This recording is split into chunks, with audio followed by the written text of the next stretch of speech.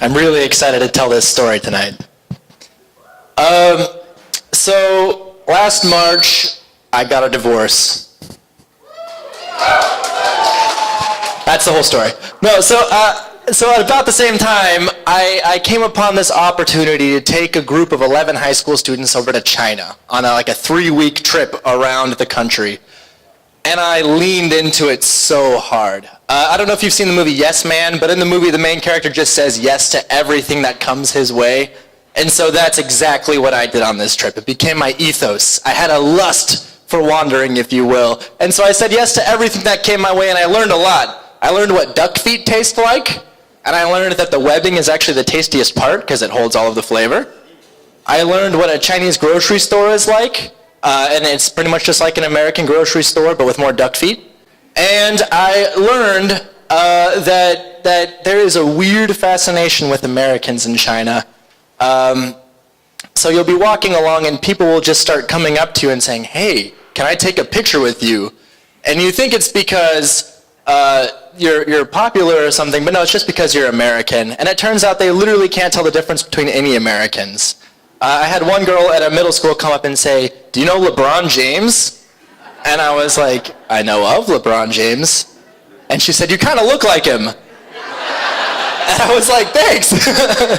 After a while, you just start like, "Okay, fine, I'll take it." Every good thing that you believe about yourself is confirmed by this kind of thing. And you stop thinking it's weird that people are staring at you. And you're just like, "Yeah, I am American. It's really cool. I'll sign autographs if you want."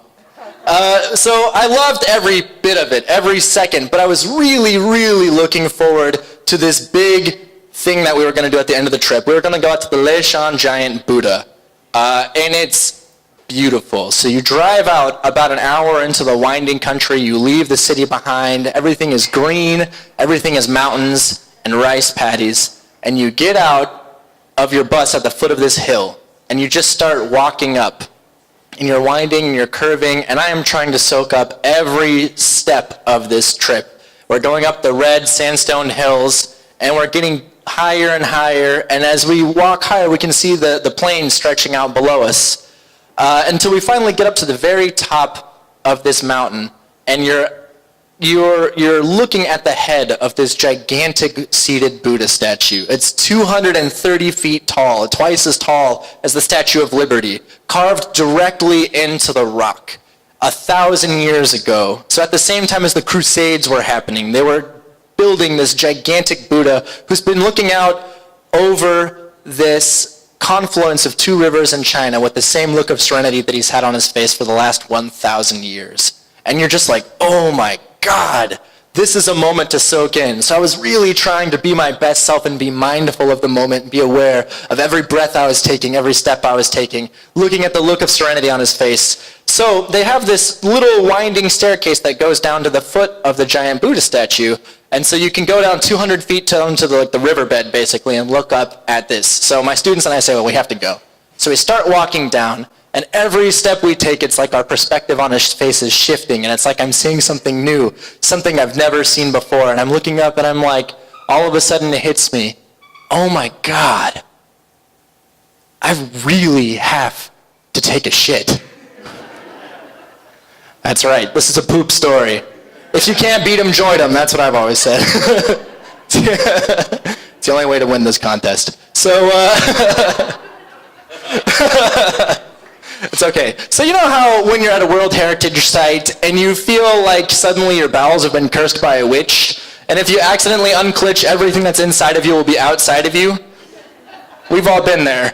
I was experiencing that moment, and I was just like focusing on one thing. Okay, soak in the moment, get down to the bottom as fast as possible. There has to be a bathroom down there. So we start like hot-footing it down these steps down to the bottom, and I get down there, and of course, I noticed the first thing, there is no bathroom, because why would there be? But I do see that there are tons of people down here actually worshiping at the foot of this Buddha statue. And I see little kids worshiping with their grandparents for the first time, like lighting candles, and you can buy flower garlands and lay them out. I'm like, "Oh, what an experience." And then in the back of my mind, it's like, "You are going to shit yourself. You are going to die." And I'm like, "I'll be fine. I'm soaking up this experience." And while I'm having this weird conflicting ideas here, this guy comes up and he's like, "Hey man, can I take a picture with you?"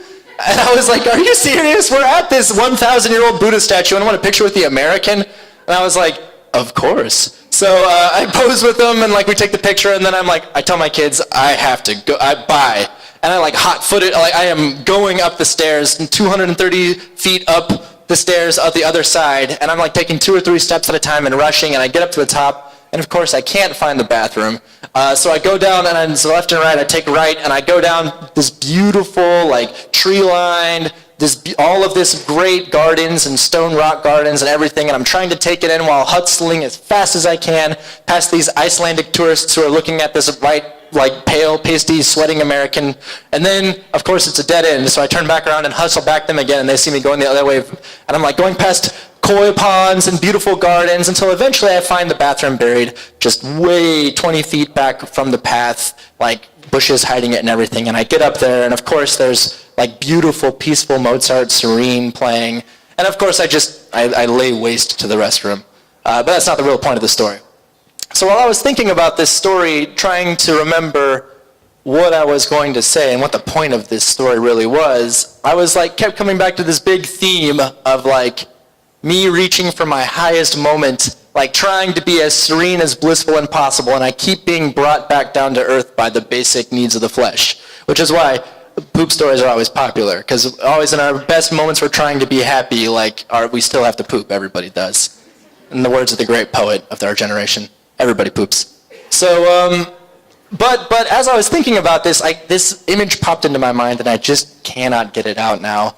That somewhere out there's this really well-dressed, cool Chinese guy who's like showing off pictures of his Americans that he's taken on his phone, and he's like, this is the guy I took at the Leshan Giant Buddha. And his friend looks over and is like, wow, that American really looks like he has to poop. And that's the whole story. Thank you very much.